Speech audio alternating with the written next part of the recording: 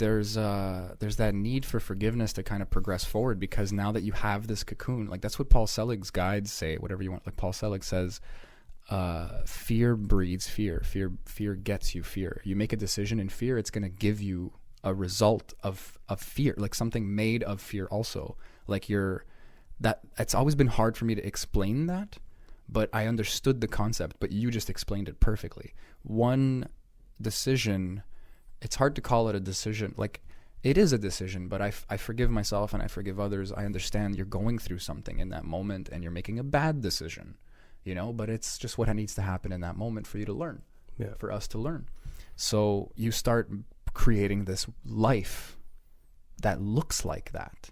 And then to go to the gym has all these obstacles because you've made, like you don't even have a gym bag anymore, or you don't even want to go out because blah, or because this or that. Like, again, it's like I've always had a hard time explaining it, but you've set yourself up. You kind of have to go backwards now and chip away at this cocoon, and it'll take time, and that time is harder and harder for us to accept because of this like prevalence of depression and ADD.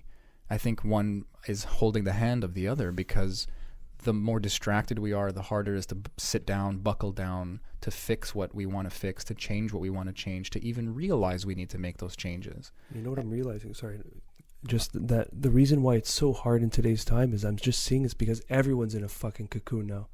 And the walls are so thick that communicating with each other about these deeper issues is so hard. There's no support. I mean, it's growing now. We're seeing more and more, even a big names starting to poke through and bring more awareness to mental health and all these things. Yeah, of course. But imagine that we're all just sheltering ourselves into these balls of comfort, and from shielding ourselves from the expanding and coming out of the cocoon.